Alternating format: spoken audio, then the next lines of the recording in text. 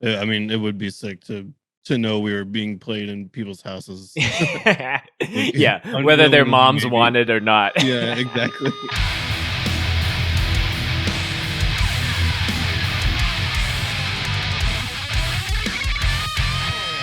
What else could we be forgetting? Kevin!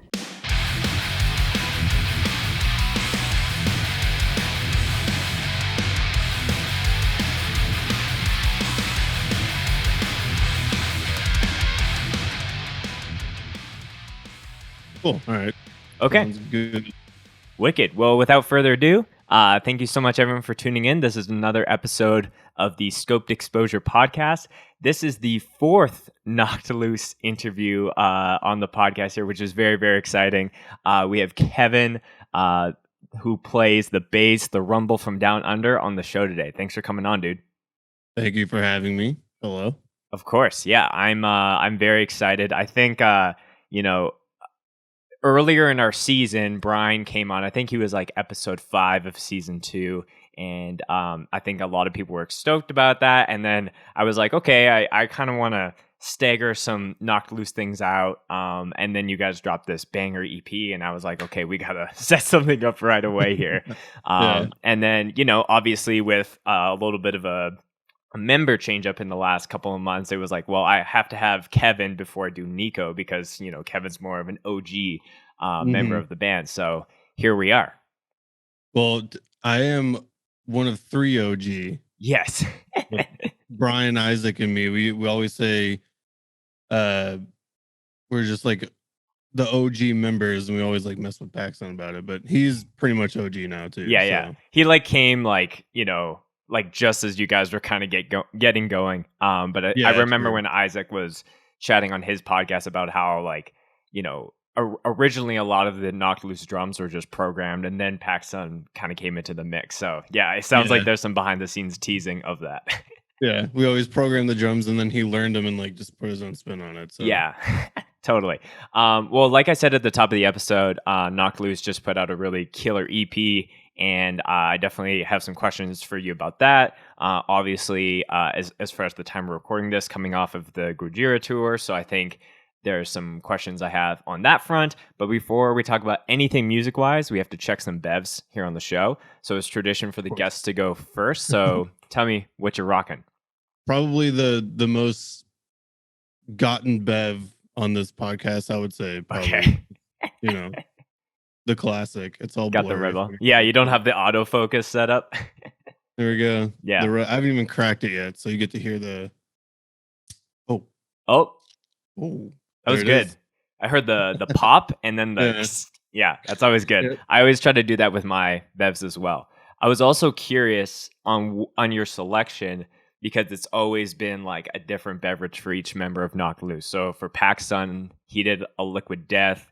Isaac did a hot chocolate from Starbucks. Yeah. And he spent 5 minutes defending himself as far as like the timing of getting a hot chocolate and when you can drink hot chocolate and some of those things. And then Brian did a Red Bull, but he did the blueberry flavor. And I was kind of curious if you were going to bring that, because it seems like there's some behind the scenes as well of the love of blueberry Red Bull as far as a different shade of blue kind of thing. Were you caught up in the hype, or do you have your own picks for Red Bull flavors? I definitely like the blueberry one a lot too, but I also, if I go for any kind of flavored Red Bull, I'll either go blueberry or the coconut one. The white can. The white can, yeah. But I mean, like, tried and true, just the normal flavor. Yes. Yeah. Beast flavor. You can't beat the OG. Yeah. Yeah, no.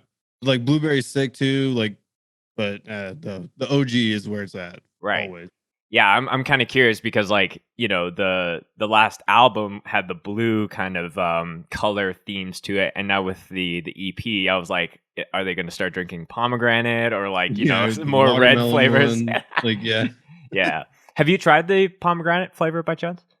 I have, but I mean, it was like a little bit ago. It wasn't like a thing I would get every time we'd stop at a gas station or something. Right. I thought it was it was good, but didn't wow me. You know, like Yeah. it just didn't hit like some of the other certain flavors. Yeah, it was cool to try a different one when it came out. And it's like, oh, okay, like, all right, cool. Yeah. Pretty much how I felt about it. As far as bevs for me, I'm not Kevin. I'm not 100% sure how familiar you are with the show, but we have a couple beverage sponsors actually who hook us up with a bunch of drinks. So there's a brewery here in Calgary called New Level, and they actually make craft sodas as well. So this is their mocktail mule kicker. So it's like a little too early in the day to be like drinking a beer, but we got like kind of a fancy little craft soda, and I will get some ASMR as well. There we go. That was a big one.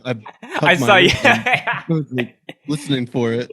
You were like, yeah, it's a good one. Well, it's it's a king can, so we're not messing with that little 8-ounce thing that you're drinking. Hey, watch it. Oh, sorry. I usually do a cheers. I think I've been parched, honestly, so I kind of rushed it. So cheers to you, man. Really stoked to have you on the podcast. Thank you very much.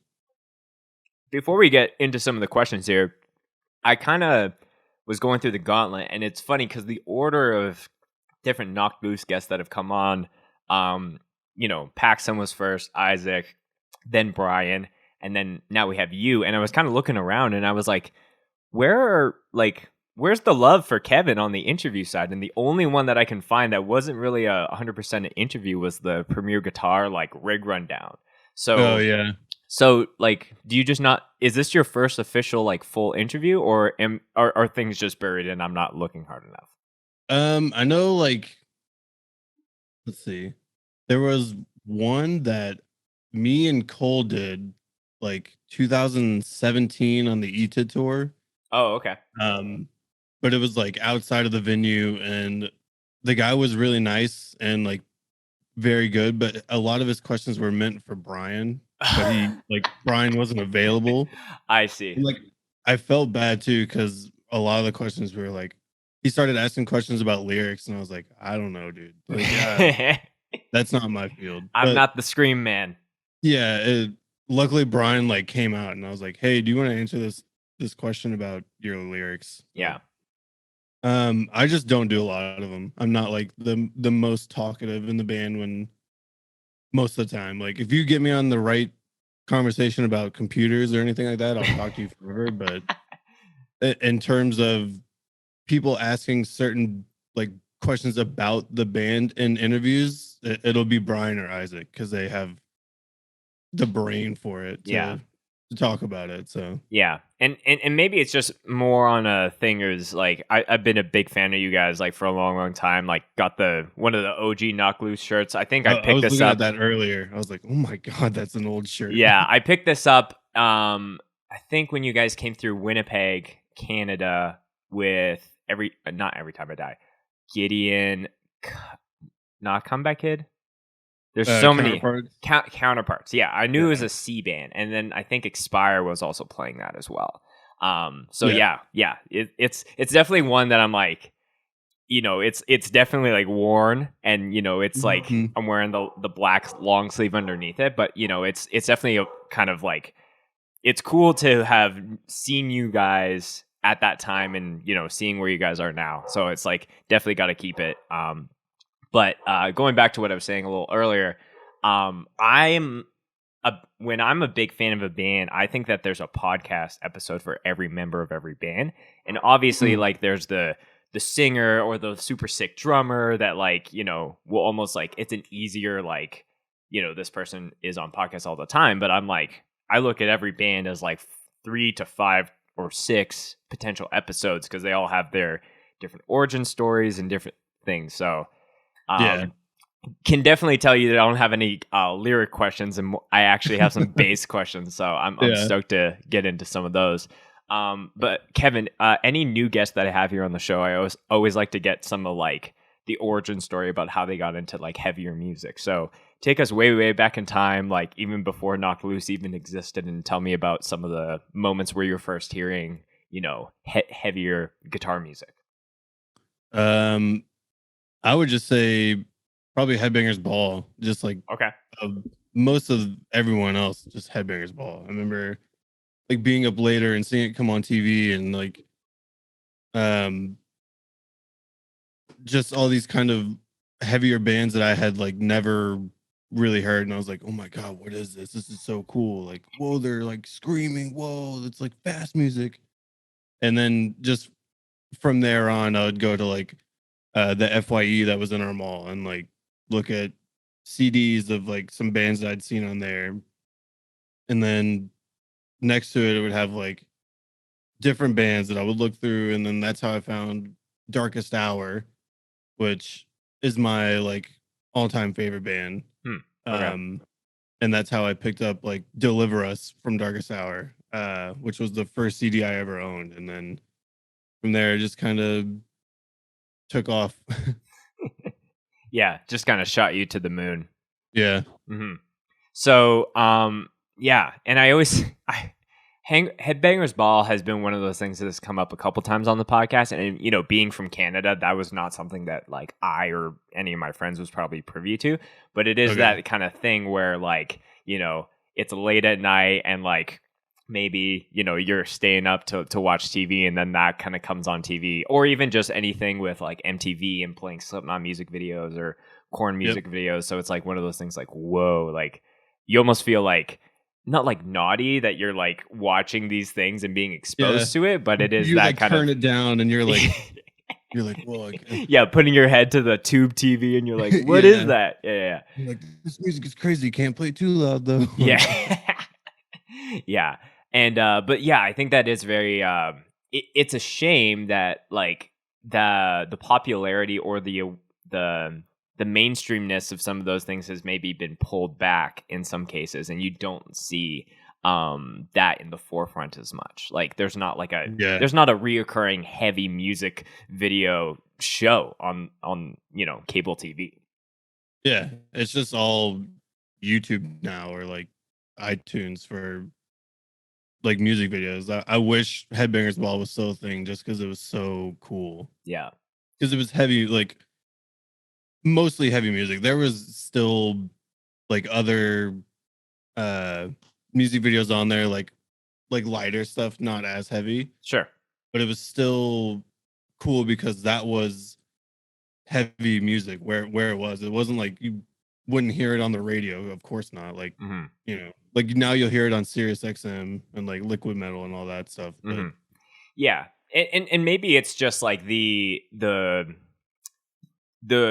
way that stuff is curated is just through a different means, because we live in like the highly social media age, and now that there's people that like can build entire YouTube channels around just like, hey, I'm just recommending like the top 10 heavy bands you need to be listening to right now. So but there is something to be said about like a major network that has a huge budget to be able to like pull all these places and give someone like a true platform and get into people's homes. But you know, it is that thing where, you know, it's a catch-22 where it's like it would be sick to have like a Knocked Loose music video playing in someone's home, but is someone like, you know, on that channel specifically versus having it come out through another means online. Yeah, I mean, it would be sick to know we were being played in people's houses. Yeah, whether their moms wanted or not. Yeah, exactly. It's like, Mom, why is this guy getting doused with all this blue stuff? Like the Mistakes Like Fractures video. It's like, so much screaming. So, you know, I got to, you know, with the amount of Knocked Loose interviews that I've done, I've gotten to hear a lot about the origin story, about how you guys got started and some of those things. I want to kind of like talk more current stuff of what Knocked Loose is doing, because at the time of all those recordings, it was like touring wasn't in the cards. People were just at home and had, you know, I think Brian being the last one, he was like, you know, he had alluded to the minute that shows come back, like you guys could turn on the Knocked Loose tap and get right back into it. So how for you has it been, you know, with Knocked Loose, quote unquote, being back in action? Great, honestly, because that's what we were waiting for. Like, I know quarantine was like super, it was a downer, it was boring, like depressing, and literally just couldn't do what we wanted to. But as soon as we got the okay from people we needed the okay from. It was like, okay, let's go. Like we'll do a tour into a tour. Who cares? Like they're booked. We're just waiting at this moment now for them. So Yeah. yeah, we can flip that switch so easily and just be like, all right, well, here's the dates. Get ready. Like, let's go practice. Like, Right. Yeah. And I did notice that, like, you know, some bands would almost like go on tours that were only a week long or like a few days. Like it was almost kind of playing safe with like, okay, there's still a lot of unknowns in the world and there's a lot of new regulations and restrictions depending on where you're playing. But it seems like you guys like again just like had it all mapped out where it's like, no, we are going to go for 2 months. We are going to go for a month and a half. So yeah. not to say that is like, you know, one is, you know, more responsible or not. It was just like more of the logistical organization of like having it mapped out to do that and just hit it hard. Yeah, I mean, it was definitely still like very up in the air of certainty levels. Right. But like luckily everything went like really smooth and we were testing and nobody got sick. Like luckily, and we just did. We're like, okay, like we just have to play it safe and like make sure everybody's good, like always, Right. and go until you pretty much are told you can't, like Yeah. that kind of thing. And luckily, it went super smooth, and from one tour to the next, and we were good. So Yeah. Not to like hit so much on like the pandemic talk, because I like try to like I find like it's an easy thing for a lot of interviewers, but I'm kind of curious at the level of where you guys are at. Like, are you doing tests every day? Like, is there certain like things where your team is like, hey, like, you know, maybe like chill out, like, or is it like not really like a free for all, but like or is it up to kind of the person in the band to set their own kind of comfort level? I'm just kind of curious on some of those behind the scenes. it was for the headliner, the one with Gate Creeper and Karma Magnitude. It was up to us more so to, if you know, if we wanted to test ourselves, if anyone was feeling like kind of weird, you know, maybe thought they had it, we could test. And I did once. Like we did these 4 fly days with like 4 different fests, and the first one was in Louisville for Louder Than Life. Right. And I remember the day before I started to feel like kind of gross or whatever, but I had like a little bit of a cough and everything, and then it just like kind of down spiraled into like, or not, it wasn't the day before Louder Than Life, it was like a few days before it. And then when we played Louder Than Life, I remember I was on the bandwagon after, and we had to wake up like at like 3 in the morning to go to the airport and fly out by like 5 or something. I can't Sure. remember. And I was like dying in my bunk. And I remember rolling out of it, and Paxton had just walked on, and he's like standing there, and he goes, "Are you okay?" And I just looked at him, like shook my head, and he was like, "Should you test?" And I was like, and I just walked into like the shower room. You didn't have to audibly. You're just I just walked into the shower room with a bandwagon and like locked myself in there and took a test, and it was negative, luckily. And I was like, okay, I'm good. I'm just like, I have the typical tour sick. Yes. Like, literally always happens. And then, so we fly, blah, blah, blah. And then we go to Iowa for Knotfest, and they test us there too, and we were negative. So I was like, okay, like, that's a relief. I figured I didn't have it, but it was just that precautionary of like, oh, I should test. I have a cough. Well, you know? it's that thing where like if you're, as bands are starting to get back into the mix and they're super excited and there's maybe some extra precautions about COVID, there's still like the wear and tear on your body as like a full-time touring band is like still at, you know, the height that it was, but you know, you guys haven't been able to do that. So, you know, even, you know, seeing bands who like bring weights for when they're on the road and can kind of do stuff, or maybe they're like trying to be super healthy when they're eating, it's still like taking a toll, like you were saying, with like, yo, we gotta play this show, get like 4 hours of sleep, and then like go to the airport to fly out for this next thing. Like, you know, that's not for the faint of heart.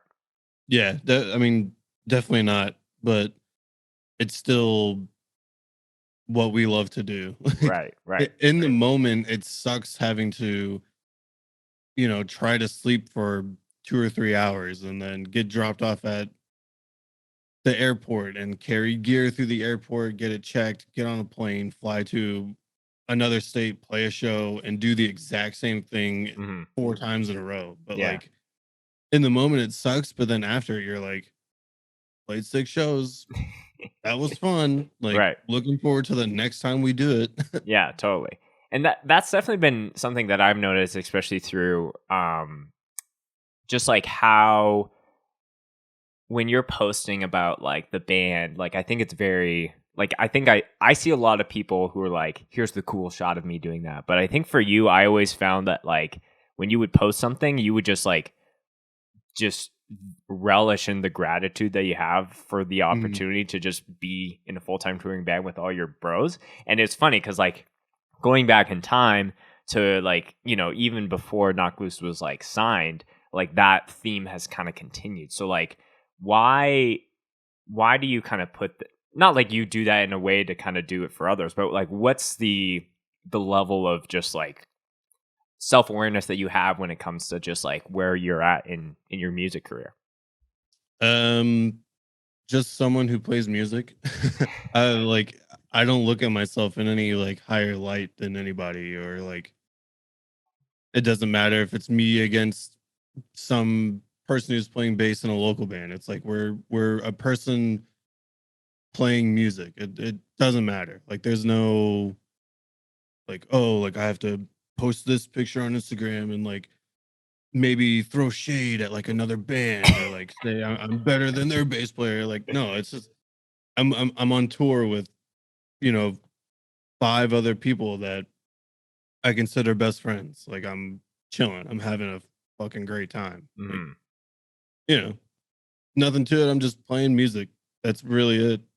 Yeah. And I love that just very like simplified way of looking at it. Like at the end of the day, everyone is playing has the same number of frets and, different things like that. Yeah. And, I have an extra string, but that's about it. I play I'm going to post this because I got an extra string, motherfucker. Yeah. I love that. So, something that has always stood out for me with Knock Loose, and I've actually heard it from other people that surprisingly are like fans of you guys that I almost like wouldn't expect them. But one of the things that I hear is like how tightly connected the bass and the drum kind of department is together. So, like I was reading up on your interview on No Echo about like how, you've known PacSun since you guys have been in like grade 5 together, which is like surreal.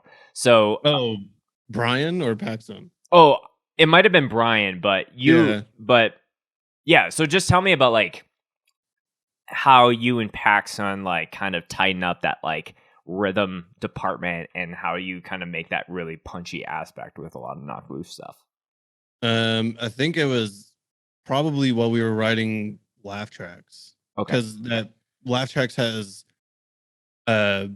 just more bass parts in general. So it was when we were writing a song and say like Brian or me or Isaac would want a bass part, like in Deadringer, for example, that part of the song would come up while we're writing it, and it's like, oh, okay, like let's throw a bass part here for something. So I would just turn to PacSun and we go, okay, like I have this in mind. What about this? And then he's like, oh, okay, like I'll try something like this over it. And then we just like play through that, and then it gets written into it. And then the more and more we played it, the more it's just like this with it. So like, right. I don't know. It's not anything huge. It's just like I kind of alluded to earlier. It's like playing music with your best friends. So yeah, it's playing, tightening with a best friend. Yeah, Like, totally. I Yeah. don't know. We're the rhythm section, so we got to be on it, I guess. Yeah. And there's like, I think it's very easy just to be like, oh, like syncopate like this breakdown and the Yeah. kicks and the low string, but like to have some of those parts, like, you know, when I saw you guys back in 2016, like I think that was when you just started to intro some of the laugh track stuff. So like Mhm.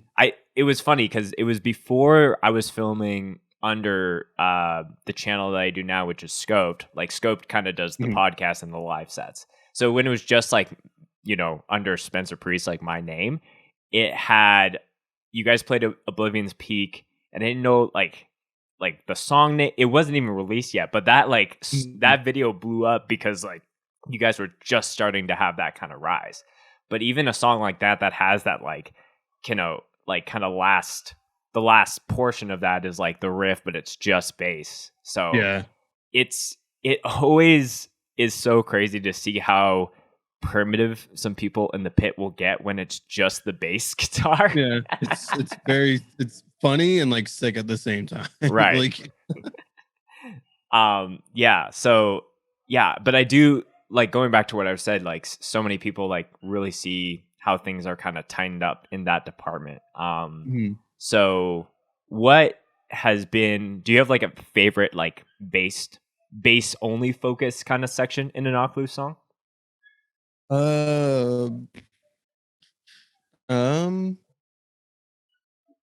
I mean, I think Deadringers is the biggest standout, Sure. just because it's like I was saying earlier, it's just me and Paxson jamming, and Yeah. then like everything comes in. But like, I love what Paxson plays over it. I like what I play over it too. Mm-hmm. The bass part in Guided by the Moon, like a little earlier in the song, like right before it kind of like that riff Yeah. kind of kicks in. I like that one a lot too, just because it feels more sad, I guess. And like, I love This sad bass music. part feels sad. I love Yeah, it. it's like just the general vibe of the song, anyways, too. But like, I like what I did with it. It's really cool. I feel like in hardcore is, you know, hardcore metalcore, it's one of those types of music that's like very attainable as far as like getting into like playing guitar or playing bass. And I think there's almost like this notion that like, oh, just bass players in certain metalcore bands just like play the top strings. So I wanted to get your take on like what makes a good hardcore bass player and what makes a great hardcore bass player. I I don't know. That's hard because everyone has their own like playing style and like a certain like playing level. So like I don't know, like take Brian for instance. He plays bass in like another band with Isaac called like Heartstopper. Right. And like he's not the best bass player, but he's still an awesome bass player. You know what I mean? Like I don't think there's really anything that will make you better than someone else in a hardcore or like metalcore band. Like obviously if you're looking at me versus Victor Wooten, like that's a great bass player versus me. Like I'm a bass player. But like Sure. in terms of the hardcore metalcore bass players, it's like they have their own style, their own like technique, their own way of like putting their spin on a song with their playing, like whether it be like a different sounding tone or how they'll incorporate some kind of bass part into a song just like I would. So I think it's I don't know. I think it's just like no one is better than anyone, you know what I mean? Like just bass players are cool. Yeah. I like all bass players. Yeah. I feel like you can critique Brian's bass level proficiency because you play in a band with him as well. But I do Yeah. think that that is a point where it's like, you know, I feel like if it's like a hardcore band like Heartstopper or like something that doesn't require a lot of like intricacy, you know, matching that with playing tight, but also like having good stage presence kind of like makes for a great bass Yeah. player. Because when I think of like great bass players in the hardcore space right now that really catch my eye or ear, it's maybe people that don't play like the craziest stuff, but it's like they play their stuff really well and then do that in the live setting. Yeah, I think the person who always comes to my mind, and it's not a hardcore band, but it's Griffin from the Acacia Strain. Oh yeah.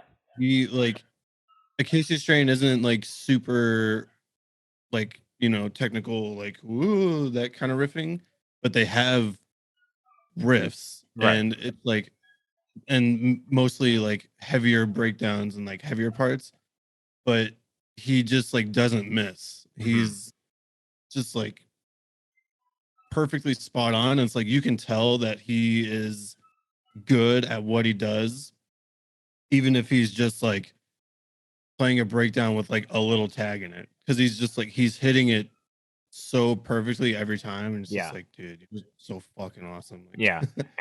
like not to take away from anyone else and any other bands, but it's like he's always been the person who like has stood out to me the most, because it's like I love the Acacia Strain, I love everyone in that band. Obviously, I love Griffin, and like bass player to bass player, like watching him and hearing him play and just his tone and like his setup and everything. I'm just like, dude, he's like a role model. Like, I would A say, bass player role model. I love dude, that. he like straight up is. He's so sick. Yeah. I've gotten to see them once live, and obviously you guys have. I think you've toured with the Acacia Strain. 2 times, and then yeah. on Warped Tour too. So Yeah. So yeah, getting to see the opportunity like night after night is always like one of those things where it's like that's a hope that I have, to be able to tour with like a band that I love, just to watch like certain members live every night, just like not like really under a microscope per se, but just like, being able to like be in awe of their greatness ultimately. Yeah. Well, that's what I did on the Gojira tour too with their bass player. They call him Mitch. I won't try to butcher his name because it's French. Okay.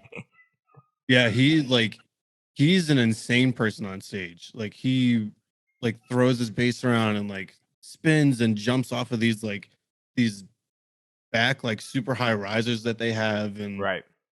while like Joe and Christian, they're guitar players. Like Joe also does vocals, but they're kind of more planted and will just like headbang with the music and stuff. And he's on his side of the stage, just like doing spins and like doing guitar and like throwing it. And I'm just like, dude, how are you doing this while playing Gojira riffs? Like, super intricate, like triplet parts and like these crazy time signature, like heavier parts. It's like, all right, you win. Yeah. You win, dude. Yeah. So I love being able to connect the dots and reference different podcasts and things. And when Brian came on the show, he had mentioned like we were talking about the milestones of Knocked Loose and how like everything gets hit and then it's like a new thing kind of comes up. And something that he said was a milestone for him was to play with like a bigger metal band. And like Gojira is like, I feel like that fits in there, but I wasn't sure if that was just like a subtle tease on his episode, because that came out in like February of this year. Or if that was like him manifesting it into the. So I don't know if you're at liberty to say whether you guys had confirmed that way back when, at that time, or if that just happened to come down the pipe shortly after.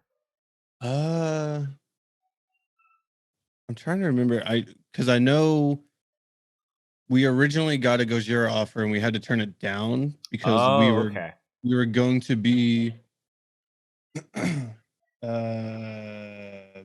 Parkway. We were going to be with Parkway. Okay. It's like the Parkway Drive Hatebreed tour.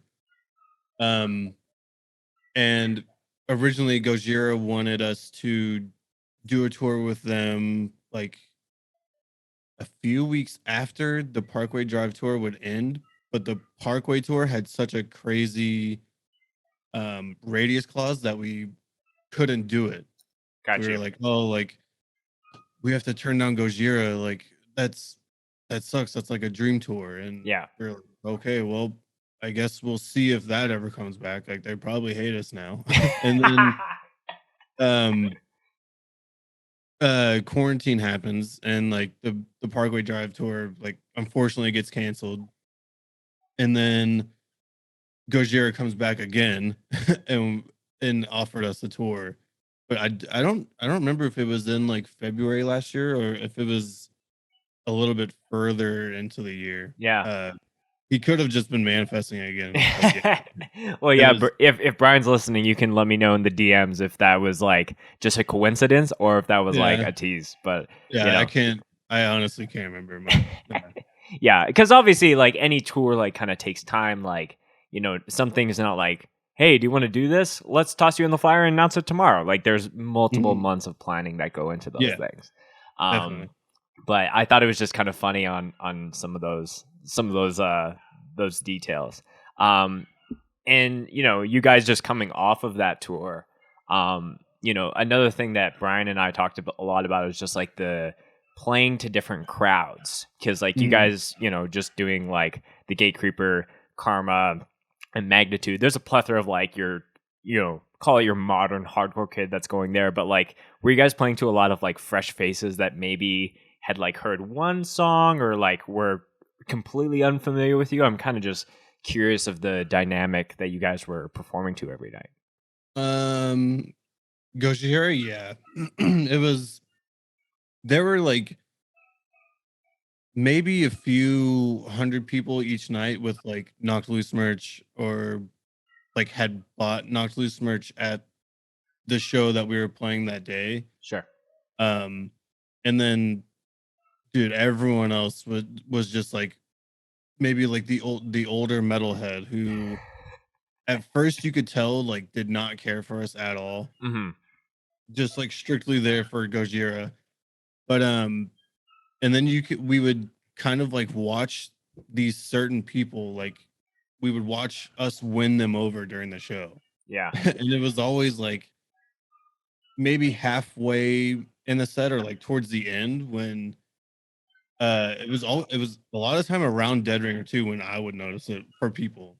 But yeah, it was like you could tell a lot of people didn't really know who we were. They were just the Gojira fan there for Gojira. Sure. And then we play and just try to win them over, and sometimes we did and sometimes we didn't. But I mean that's just how it goes. Right. Sometimes people aren't gonna like you, and oh well, we're still playing a cool show. But yeah, I would say there's some people there who knew us. Most people there didn't. Yeah. But walked away knowing us. So yeah.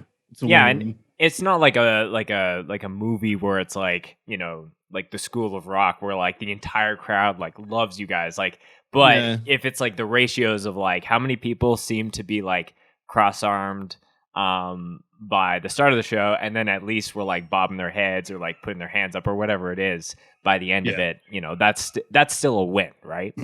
Yeah, it was cool too to see older people doing it. Like yes, and not those people you're not expecting to just like jump up on stage and front flip off. Like they are not made for that. Yeah, and it was cool because they would have like Gojira merch on, and like like a lot of like older dudes there had like gray long hair and like gray beard, like gray long beard, just like looked like he had been listening to metal all his life kind of person. Like a Duck Dynasty looking guy. Yeah, exactly. and like by the end of the set, you could tell like they were kind of like if they were at the barricade, they were like yeah, like doing this. When Brian would ask them to do things, they were like clapping along. Or, right. It was super cool to see because you're like, oh, we can still like reach any kind of audience now, I guess. Like, right. We can try. Like, yeah, and I can't remember where I heard it, but it was like one of those things where the realization that like even if your band is on like a big label like Pure Noise and is playing huge tours, like there's so many people who don't know who Knocked Loose is, or like any even like a band of like a similar scale like Code Orange, or like there's still like new fans to be discovered, and maybe those fans are in like different age brackets, but those people still buy records, they still listen to stuff, and they still buy merch, and they come to shows. So like, why not like do like, you know, obviously like Gojira is like a huge band for everyone in the band, but it's like, oh well, that like maybe the shows aren't going to be crazy. It's like, well, it's still like something that like that makes sense to kind of expose the band to new audiences. And I'll use that as a segue because I noticed during that tour, you guys also did some, call it like sit down shows. I think I saw like that you guys were kind of venues. Yeah. So like, you know, again, going back to like I feel like most hardcore bands would be like, that's not as sick, but like it seems like you guys like really embrace that. So like talk to me about like what went into those performances. Pretty much just the same thing, because like it's definitely weird seeing that at first and like playing one of those. But once it was during the set, you could tell that like there was a spot for people who didn't want to sit, and like they were like standing at their chairs, or like a little spot like at the barricade where there are no chairs. So like a lot of people were still standing, but you could tell that like a group of people over here was just sitting. Like they didn't care if they wanted to stand or not. They didn't like us.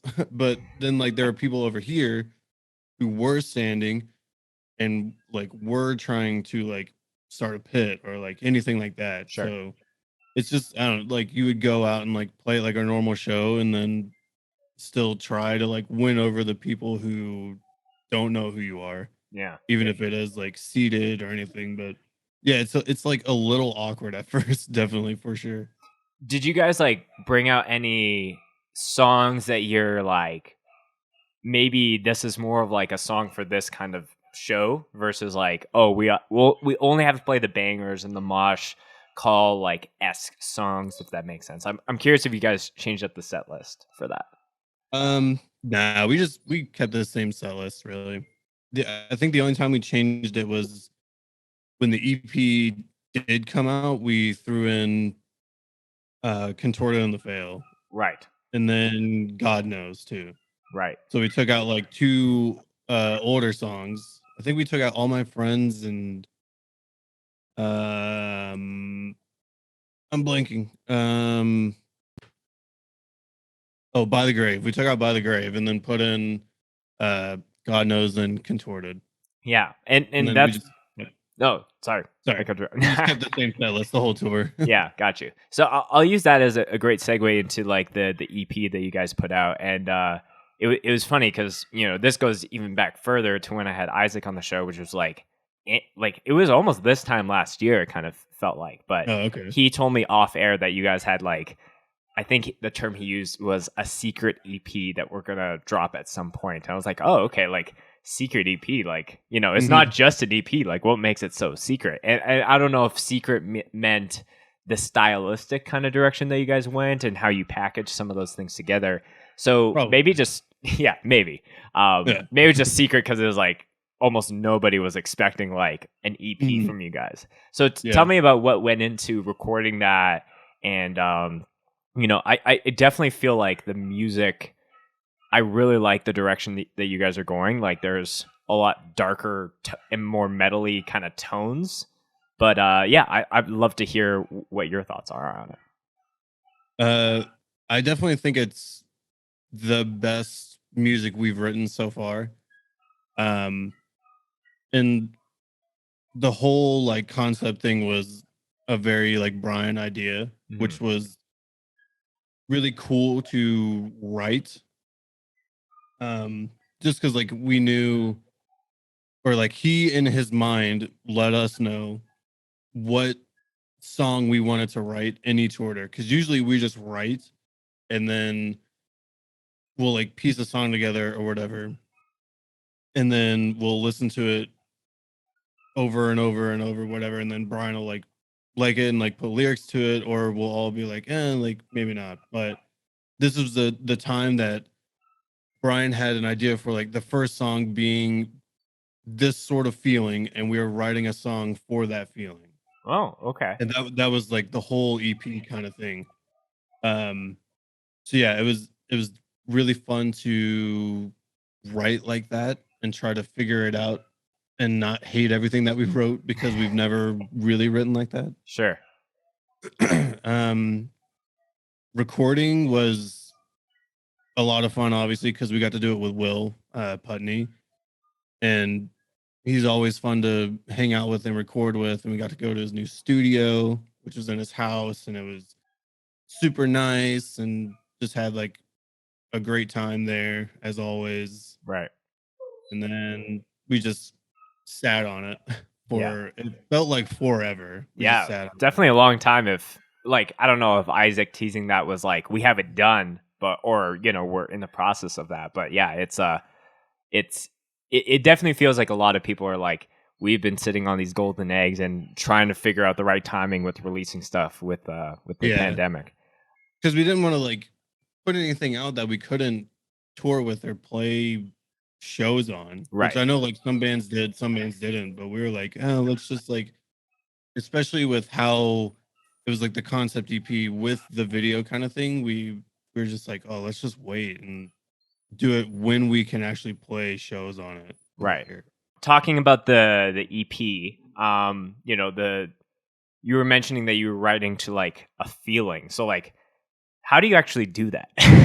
Because that's a very like, you know, it's intriguing, but I'm curious of like, okay, this song we want to write of like, and you just kind of correct the record, but if it's like we're writing about like the feeling of sadness, it's like, how does this riff feel sad? Like, I'm just kind of curious on how you guys actually workshop that out. I think my best example is the first song on the EP, Where Light Divides the Holler. Mm-hmm. I think originally when we were writing everything out on a whiteboard, Brian had put number 1 as Panic because it's the crash.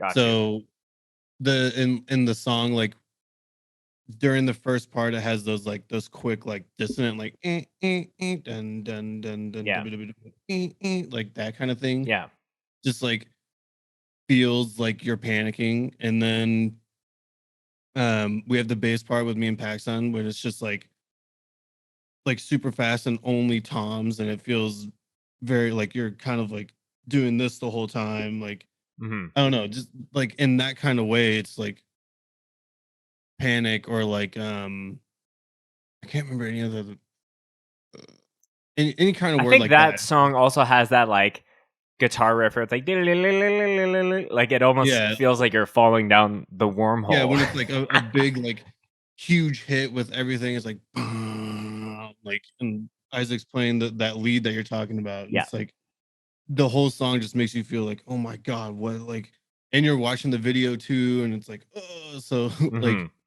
Panic was the word, and then we all sat down and like brainstormed what Panic would sound like for a song like that. So yeah, I think that's very creative for you guys to do that.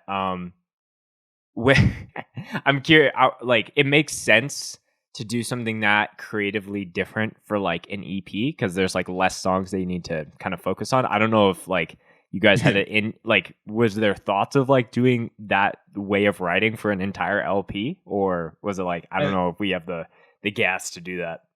I think it was always an EP because we didn't want to do a full length like immediately after A Different Shade of Blue, and plus with it being like quarantine, we were just like, let's go write something like not easier, but something smaller because we have like can't really do anything with it now. Yeah. So like we don't want to sit on a full length and like we'll just do this EP. And then Brian was like, well, I have an idea for like the concept EP, kind of branching off of In the Walls from A Different Shade of Blue. And that's what like the whole story's kind of pertaining to. I got you. Okay.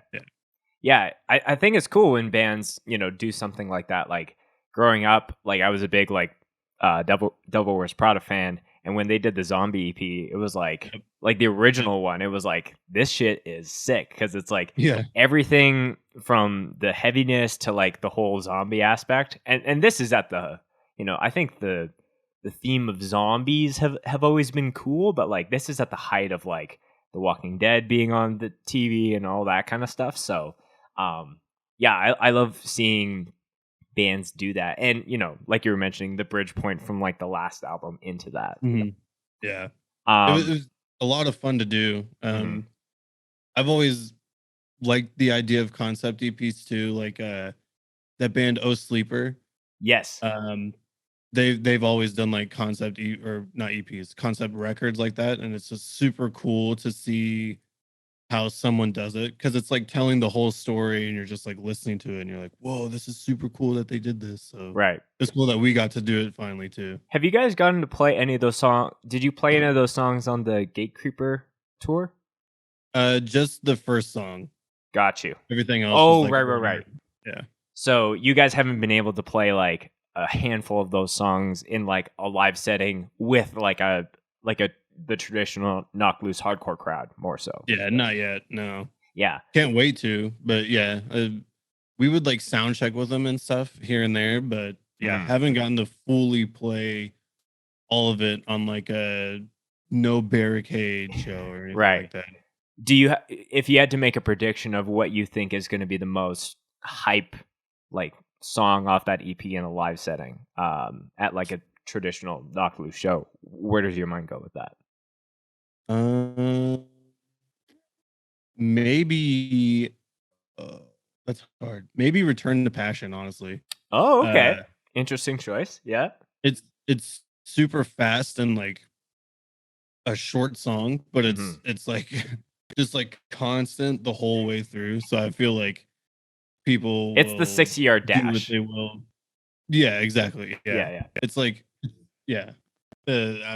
Hopefully, I don't know. I feel like that song will be the one where people are like, okay, this is it. Like, here we go. Yeah. I just have a feeling that like God Knows is just going to be like the crowd kill song of the set, because there's so many moments where it just like it changes up and then slows down and just has bass only and then goes to this. So that I remember the first time hearing that, I was like, it was crazy. But again, it goes back to what we were talking about the feeling. So like being able to experiment and be like, maybe in a traditional writing sense we wouldn't do this, but because the focus and the North Star is here, this is how we're gonna navigate that. Yeah. Yep. Yeah. No, you're good. Go ahead. So you were kind of mentioning a little bit earlier back about like bass players that you admire and being able to be influenced by them. I don't want to go down the realm of like gear talk, because I feel like sometimes like that could be good to like a certain percentage of people versus like maybe people who aren't super into that. But I am curious about like if there's any bass players in hardcore bands or metalcore bands who are listening to this, what like gun to your head and you can only keep like one of your pedals that is like, imperative to your bass process. What is the one thing that stays on your board, or that you recommend other people to have at least that versus like DIing in? It's hard to say now because we are on Kempers, so I don't run any pedals. But I will say, before we had Kempers, when I was running a like SVT Classic and I had dark glass pedals, like I would say the dark glass microtube X7 pedal is the like my favorite bass pedal ever. Okay. And like I let Caleb from Inclination use it, and he's like in love with it now, so I'm like letting him use it, like, because I can't run any other pedals with the Kemper, or I can, but I don't. Like it's I don't need to. It would be but obsolete. Yeah, exactly. But like I don't know, that's the pedal. It's so sick. It's like huge overdrive sound, and like you can mix all your mids and your low passes, your high passes, like everything on that pedal. It's awesome. Like that's gun to my head, that's the one pedal I picked. Yeah. So you got no pedals now in the mix of things? Just me and Nico share a rack for our Kempers, which goes behind our cabs. Yes. And then on my pedal board, I just have the like Kemper remote with like all the little things that you would press for like switching your profile Right. to a different like sound or like tune or like turn your pedals on that are on the Kemper, and then my wireless, and that's it. Yeah, because I was gonna like I was like, do you still have "Don't Suck" duct tape on your power supply? But you know, you Yeah. it's probably in a closet at this point. Yeah, no, no, I got a new one. Yeah, I you was did trying to get a think new of, one. like, if I have the same power supply, but no, I Yeah, have a new one. I think I was just like seeing some photos of that, and I was just like, yep. Sometimes you do need that reminder to, you know, Yeah. don't suck. Yeah, just looking down at like while I'm tuning during a show, and I'm like, oh yeah, Yeah, got to bring it. Yeah. You know, I think something that's been funny when there was one band I was playing in, and the bass player had the opportunity to play. This was just like a local show; it wasn't anything crazy, and he had the opportunity to play through 2 810s, and it was like friends who had seen us play multiple times. It was like, that is the loudest I've ever seen. So, Yeah. you know, with the scale of a lot of the Knocked Loose shows that you've been able to play, I'm kind of curious, has there been one standout show that like you actually felt the rumble in the bass stuff that you were playing?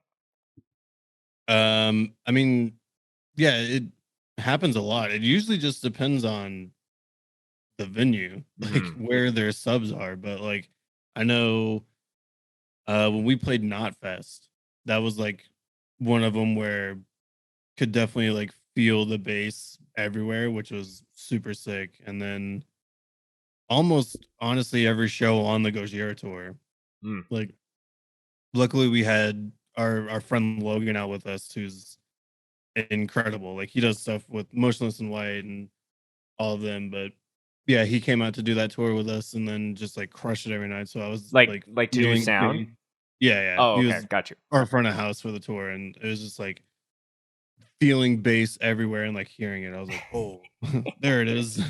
Oh There's the yeah. bass. Yeah, it's one thing to like hear the bass part, but when you like feel it, like when it's like the last Oblivion's Peak part, like that will get you out of your rocker and start two-stepping, you know. It's an awesome feeling for sure. Totally. I think because I follow PacSun pretty closely on social media. I think I saw it was in the middle of not the Gojira tour, but I think it was a smaller show that you guys were playing with Gate Creeper and Karma, and I think your 808s were like turning off the lights or something. I might in Texas. That's where. Yeah, it was in Texas. The video he took of like a sound checking. And it was hitting, and then it sounded like it was just shattering glass somewhere. And then you could see the lights that were like on the front truss pointing at the stage were like flickering on and off. Yeah. We just thought it was so funny. So was the sound person like, maybe no bass drops tonight, or you're like, no, we're doing bass drops, like whether we shut the lights off or not.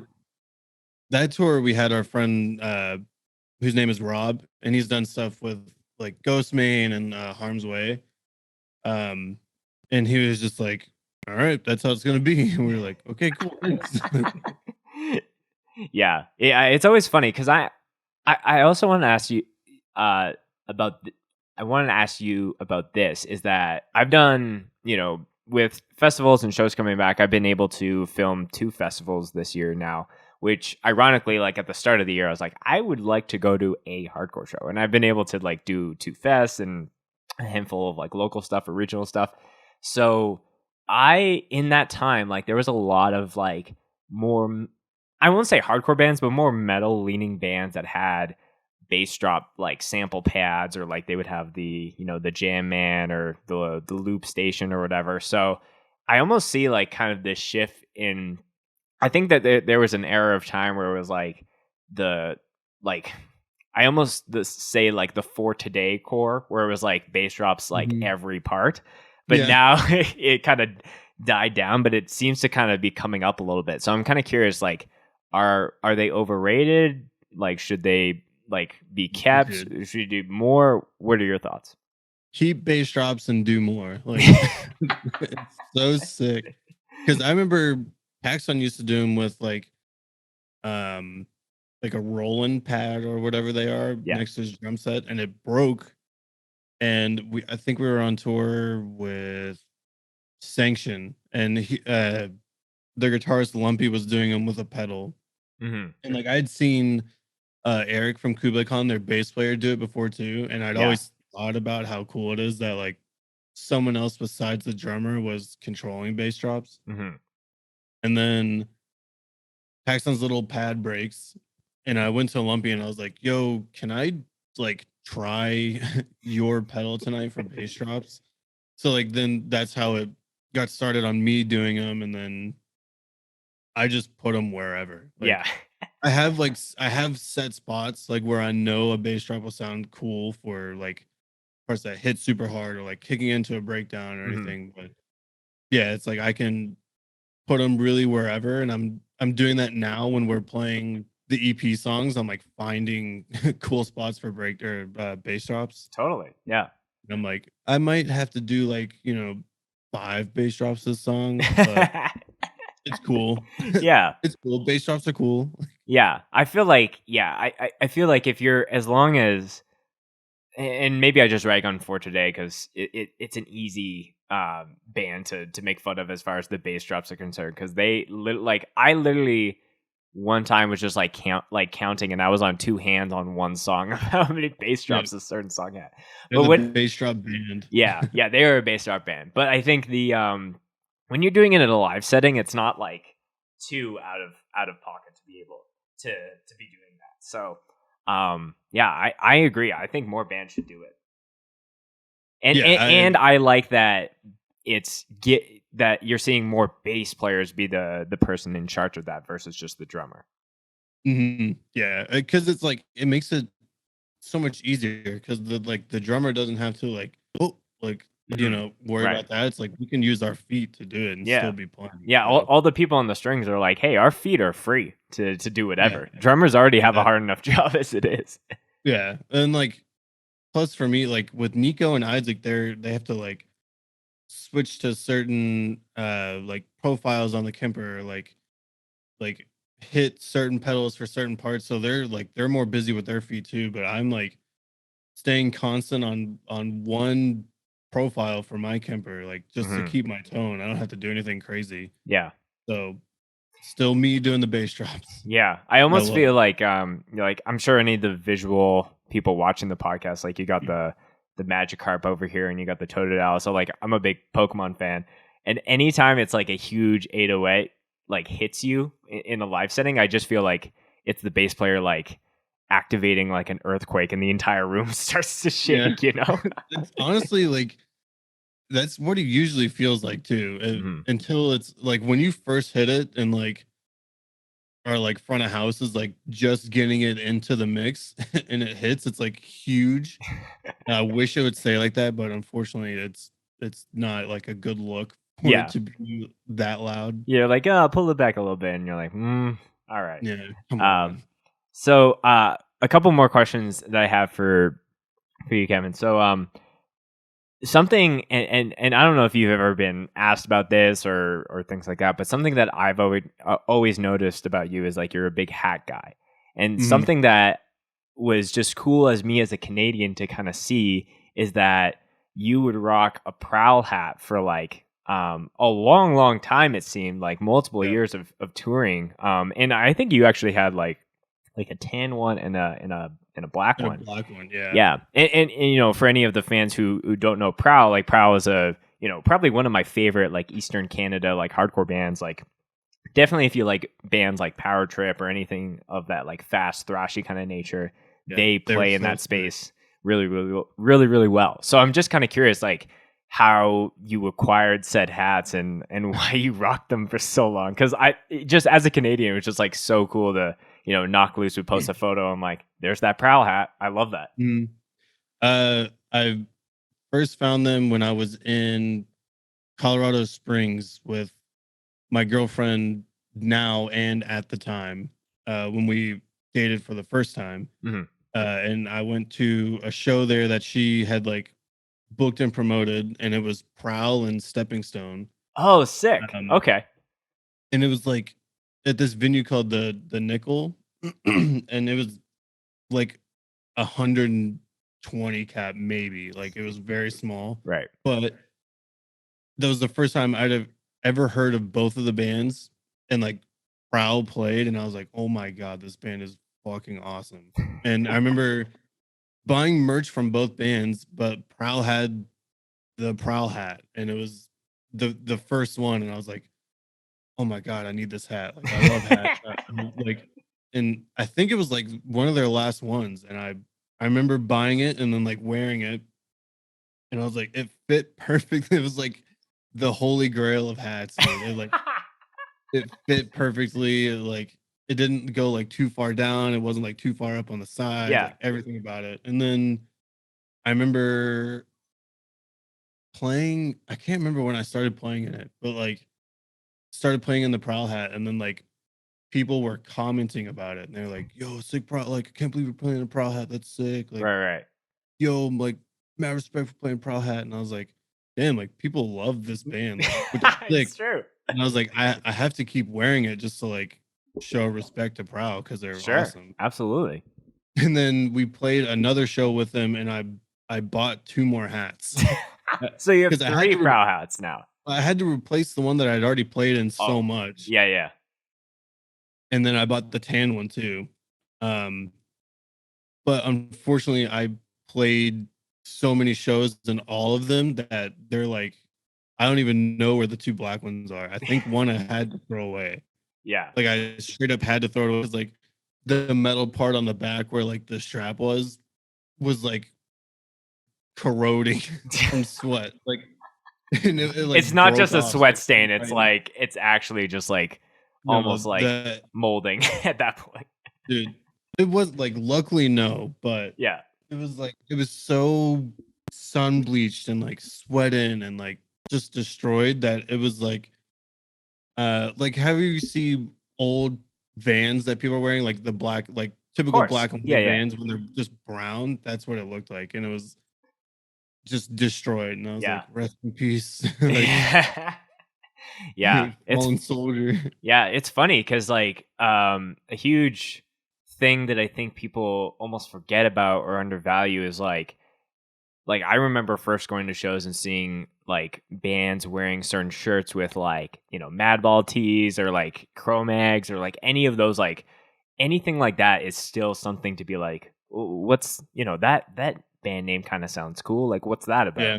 Or that design is cool. So, you know, like even though the awareness of like maybe heavy music or hardcore or whatever is like maybe a little bit more open with the internet, there's still those things where it's like, you know, oh, like what's that? Like, you know, seeing a different logo can still go a long way. And you know, it sounds like a lot of people, not just myself, were like stoked that you were kind of repping some Canadian talent, you know, as Knocked Loose was being busy. It was sick. I like love Prowl. I need to get more if we can ever go to Canada again. Yes, like I've been bugging the guys in that band so much because I think that they've kind of been on this hiatus for a long time. But I'm like, you got a lot of love, and you got Kevin like wearing your hats all around the world. So you know, if now's the time to come back, it's definitely warranted. Yeah, definitely need some more. What do you think goes into like a good hat for you? Usually, I mean, like I bought this, or I just got this Carhartt hat and like another one, but this one has like a really flimsy bill, which is like super weird. Like, but it's like it's a comfortable hat, but it's a snapback kind of. It's not like the like strap that you like open the metal part and like tighten it with. Right. Usually any hat like that, and like if it comes down like far enough within my like here, like with my ear kind of thing, then it's like perfect hat. I don't care what's on it. Like I'll wear it. Like right. I just love hats. It's more fit over design for you. Usually, yeah. Like Got you. As if it's like this hat, super simple. It's black with a yellow C for Carhartt. Like, don't care what it looks like. Cool. A couple more questions here. So, and this gets more into the whatever kind of territory. Okay. So something that's interesting to me is like Knocked Loose has been a band for like a long, long time, and over the years, I think a lot of people in the band were like, when Brian cut his hair like super short to what it is now, and then like Isaac has gone from beard and like long hair to being like bald now, and having and clean like shaven, pretty close shaven. Yeah, totally. I find that you are like almost the same. Like your style, as far as the facial features and all that, has stayed pretty consistent since the band started. So, who, if people were going to make bets of who would cut their hair short next, whether it's either you or Paxson, like, has that conversation been had? I mean, everyone in the band wants me to shave my head so bad because they think I would look like scary. Which they're like, yo, if you like shaved your head, you would look so sick and like tough and everything. I'm like, I'm not. Like, I can't get, like, that's a lot of work. Hair. Yeah, right. And it's like, I don't know. I don't really change my look because it's my look. Like, this is what I'm like used to, like long hair and like just the beard, like kind of my identity now, I guess. So like, yeah, it's a big shift from going from all of that, like all of those locks to like literally nothing. So nothing. Yeah, I would feel like naked. Like, I wouldn't know what to do. So I think like Paxton will probably cut his short before me for sure. Yeah, Like I know because he's like kind of talked about it too. Like he's like, oh, I hate my hair. Like I hate my hair. I hate having to put it up all the time. I hate how long it is. And we're like, so cut it. Yeah, there is a solution to that. Yeah. I would probably put my money more on Paxson. Like, he's got the real estate gig going on right now, so it's like maybe cutting it a little bit shorter might like make sense for some to close some deals. But yeah, like you said, he's already putting it up in a bun. So yeah, it's like when he has it up, he looks great. When he has it down, he looks great too. Yeah, but yeah. I think like with him, like you said, being like a realtor now, it's like I feel like some people in that business will like look down on long hair, which sucks. But I mean, you never know. Yeah. I've always, I feel like for what I do for work, like, I luckily work for a company that's like pretty proud of like being able to showcase like, that the people, we got punks and people who have tattoos and, crazy hairstyles. And like, it's almost like kind of our company's brand in a way that we're like not the traditional corporate kind of person. So yeah, I think there's something to be said for anyone in whatever kind of job type to be able to like still showcase some of their self, but in a professional way. But there are those people at the end of the day who are like, why does grown man have long hair? I don't understand, Yeah, it's so stupid. Like, let the person be themselves. Like, yeah, totally. I mean, that's why I've had long hair forever too. It's like I don't like people might look at me and be like, "Oh, like that guy's like long hair. He's probably like a wrongdoer." I just have long hair because I like it, dude. Like, yeah. Well, okay. Yeah, and nothing beats when you're playing in a band full time to have long hair when you're like rocking out too. And like, like anytime I would cut my hair like really, really short and almost have like nothing that kind of flows around, it almost like gives me more of a headache to not have that like feeling that moving around. Yeah, I know. Like when like because my standard look in Knocked Loose is hat hoodie on stage. Sure, but like instead of my hair like going forward and back, it goes like this and just like hits goes me into the face. Yeah, it'll like come up and like slap me. And there's been a lot of times where it'll like go up my nose or like just straight in my mouth, and I'm like, oh god. Oh. So you are just playing, and then you realize that your hair is doing this up your nose. Yeah, well, like it's not all of it going, but like there's been a handful of times when I felt like a one hair that'll just like come up like this and then like straight up, and I'm like, oh, like playing, and I'm like, okay, we're good. Like, yeah, just the one swat away. yeah, I have to like, okay, go. Like, Yeah, so it's such a weird feeling, but I mean, that is weird.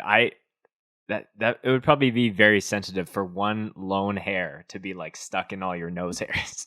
yeah, it's very, very strange at first, and then you'd have to just do this really quick while you're playing, or like Totally. something like, okay, Yeah. well, I'm good. Yeah, because you're like, this sensation is not for me. Like, yeah, you're like, I can't do this right now.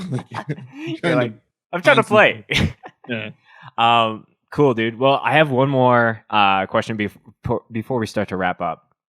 So I have a reliable source that tells me that you Uber Eats Chipotle every day. Almost every day. Almost. So is that you trying to go after a Chipotle sponsorship or an Uber Eats sponsorship? Like, I just love Chipotle. I love burritos. I mean, like, I know we were talking about it on the Rolling Stone thing, and it got brought up that like I will Uber Eats or like whatever Chipotle, and they should give me like the Chipotle, what is it, like member card or whatever. Right. Yeah. I was like, I don't care. I love Chipotle. Like, if I can get it, if it's in the city, which it usually is, then I will order it. That's fair. Every day. You know, you're starting to see a lot of restaurants do the like, I won't say influencer meals, but like some celebrity kind of comparison. So like BTS did that like BTS meal with McDonald's, and there's like all those things. So Travis like Scott burger. Yeah. But we don't like Travis Scott here on this show. No. Bad man. Yeah. But you know, if there's the Kevin Otten like Chipotle like special, like break that down. What does that look like? Let's pitch Chipotle for you right now. Okay. Steak with extra steak, of course. I'm not gonna use this double steak. Okay. Yeah. Starting off Double strong. Steak, and then the shredded cheese with queso, brown rice, and then whatever their hottest salsa is, the like red chili, however you say it. And that's pretty much it. Wow. Okay. It's so very standard, basic burrito, but like meat, cheese, rice, and the hottest sauce known to man. Yeah. Well, not even. I wish they had hotter stuff. Oh, okay. Yeah. So I feel like if this partnership goes through, you almost need to bring a special sauce into the mix, like something from Hot Ones or something. Oh, I'm down. I'm down. Because I would eat it and then watch people not be able to eat it. So, and watch people not just like, yeah, they're like crying, and I'm like, "Is it good?" Yeah, you're like, "Oh yeah, yes, Kevin." So no sour cream guac, no veggies of any kind. It sounds like. Nah, just like, nah. I used to get with sour cream, and then I was like, I don't care for it. I'll just keep it standard. Yeah, super easy and simple. Like, I guess the only thing that's making it like it gets into a weird, depending on who's making your burrito, whether it's at Chipotle or anywhere else, like the more like sauces that you add to it, like almost backfires when you're eating it because it starts to get really drippy. But for yours, it only sounds like queso is the only like more liquidy thing in the burrito. Yeah, and like luckily their queso isn't super watery. It's like more thick and consistent. So like it holds everything together in the burrito. Yeah. It's awesome. So I love Chipotle. So it sounds like you're eating this at least every other day. I mean, here and there, yeah. It's not really an everyday thing. Like it'll be maybe a couple of days in a row, and then I'll get like something else or like try something else. You'll have a break. The place that we're in. Yeah. Or like, and then get back to the grind of eating the burrito. Yeah, and then I'll go back to Chipotle. But usually it's like because I know it's super fast. Got you. And like if I need to get something super fast, like we're about to sound check and like I woke up late, I'll be like, okay, I'm gonna order Chipotle, and then it gets there like as we're sound checking, and I can just eat it while we're on stage, and I'm like, and like we're all like checking different instruments and stuff, and I'm just like eating a burrito, like, okay, well, here's my meal for the day, like. Sure. So gotta get it in now. Yeah. So because I've heard on some podcasts that I listen to, like there's almost like there's one podcast specifically that has like this ongoing debate about like if Chipotle like makes like it's like a guaranteed gassy kind of meal. So like, how's your gut when it comes to this much intake with Chipotle? Literally fine. Literally fine. I've never noticed anything like that with it. Like, it sounds like you've built up a tolerance, if anything. I mean, yeah, I've built up a tolerance to food and like spicy foods and everything. So it never like bothers me in any way. It's like eating just a regular meal, and I'm like, okay, well, I'm good to go. Like, yeah, I know I'm not gonna have to like rush to the bathroom in 30 minutes after I eat Chipotle. Like, I know I'm good. Yeah. Unfortunately, we don't have Chipotle up where I live in Calgary. I think there might be some sprinkled in different parts of Canada, but like if I have like a mucho burrito or anything that's like an off, a competitor of that, like sometimes it's like, oh boy, like beware bathroom, nuclear warning. It's like, yeah, the countdown for the nuke on like the Call of Duty is like me just going. Damn, that sucks, dude. Like eating a burrito and then feeling like that is the worst, because burritos are the best kind of food. I agree. I'm a big, like, I used to work at like a taco burrito place, and it was like so like I'm like this is all the food and styles of food that I want, and it's like I can hold it. I can go like this. It's not like it needs to be condensed to a plate. And if you want to do that, just do a burrito bowl. But if you want that tortilla, you can be on the go. You can be sound checking. Exactly. That's exactly my point. Why I get Chipotle every day. Right. Not every day, but yeah. Yeah. So easy to eat, and like could literally like be eating it while we're sound checking, and then like sit it down, play through a song on sound check, and it's like, okay, we're good. And then I can just grab my burrito and like walk to the bandwagon while eating. Has anyone ever brought you a burrito at a Knock Loose show? No. Well, that might change now that this podcast is out. Oh God. Just as long as it has steak and you've laid it out, the order. Yeah. Someone could spite you and like give you a burrito with everything that you didn't list. And there's oh no, I'd be so sad. I'm not wishing that for you. Yeah, I'd hope not. As long as it's spicy, I'll eat it. I don't care. Like, yeah. Well, we've laid out the Kevin, Chipotle burrito meal. So, Chipotle, if you're listening, we got a killer marketing idea, ready to be scooped up. The most simple burrito ever. But, if you do some kind of collab with like a hot sauce company or whatever, that could really seal the deal.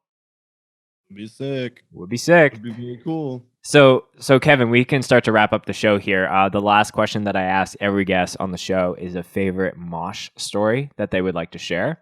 And that's like anything that's first to your mind. So that could be something funny, something like crazy, something like hospital visit related. Could be you, could be someone that you saw at a Knock Loose show, anywhere else, whatever is first to your mind. Oh my God. That is very hard for me to answer. Yeah, because there's hundreds of shows for you to choose. Yeah, so maybe not like it's not full on moshing, but it has to do with that idea or like stage diving or something. But like watching Brian's brother Trey like hand planting off of people's backs into the crowd like while we're playing is probably up there, because it's so funny to watch, but also it's sick to watch because it's Trey, and like I've known him since he was like a little kid, because I've known Brian since the 5th grade, so like I grew up with him, and like Trey and Dallas like grow up and everything too. What's the age difference between him and Brian? Because if that's the case, like if you've known Brian since he was in 5th grade, I'm sure it's like 1st grade, if not kindergarten. Yeah, he was tiny. I can't remember how old he is now, like 17 or 18 maybe, I think, which is insane to think about too, because I remember when he was like just a little kid, and then watching him grow up, and then him start playing in bands now too, and same with Dallas too, like when Dallas is in bands and would do the same thing. But yeah, watching Trey like hand plant off of people's backs into the crowd while we're playing, and like Dallas doing the same thing and like front flipping into him and then, like doing the whole thing. It's so sick to see them do that. Right. Yeah. It's pretty funny. I think I saw a number of stories during some of those shows before the Gojira run, and just like it feels like Trey has like spring, like he's got moon shoes. So shout out to anyone who knows what those are. It's just like springboards, like, you know, and he's a shorter dude, so he's got a lot of, you know, height to make up for that. But, you know, knocks it out of the park. I remember he would come up and do the end of Deadringer with us on the Gate Creeper tour, and like I would always give Brian the space on these smaller stages. So a lot of the time I was at my cab, and then Trey would come up and like start doing vocals too, and then they would come to the middle. Oh, sorry. No, and like they would jump, and I swear, like if I'm standing there, Trey's feet were like here, like literally like at my eye level, and I'm like, okay, like, and then he would do it again, and I was like, oh my, I was like, how do you jump so high, bro? Yeah, like, vertical is insane. Yeah, that's so funny though. Yeah, it was funny because I think me and a friend were talking about like she got to meet Trey because with him filling in for Dare like pretty recently, and it was like he was filling in for Dare, and then Dallas was on tour with Terror doing merch, and I was just like, the entire Garris family is just like so in the hardcore space, and I love that. So awesome. Yeah, I love it too, especially because like I like consider them brothers as well, obviously, since like I've known Brian so long, and then like pretty much grew up with them too, or not like grew up, but like, you know what I mean? Yeah. Well, like, yeah, you like literally saw them before they were like, you know, forming thoughts, and now they're like filling in huge bands. So yeah, that's so super like, sick. To consider them brothers too, and it's like, damn, like all of them on tour at the same time, like so sick to see, because it's just like a music family. It's awesome. Absolutely. Well, Kevin, this has been a great chat. I feel like we've hit on a bunch of really cool subjects. All of your, you know, socials and the band links will be in the description of the video and in the show notes. But if there's anything that you want to end the people off with, or send the people off with, I should say, the floor is yours.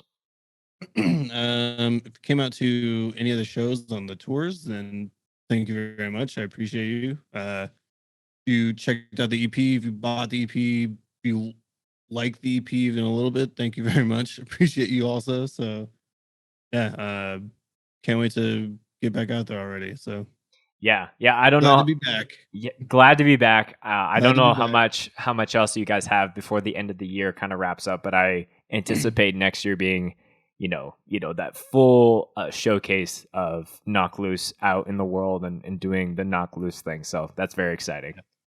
Definitely excited for the future. It'll be sick. Absolutely. Well, thank you again for coming on, man. We, glad we got to do 4 or 5 Knock Loose members. Thanks for helping me fill out my Knock Loose bingo card. Of course. Thanks for having me.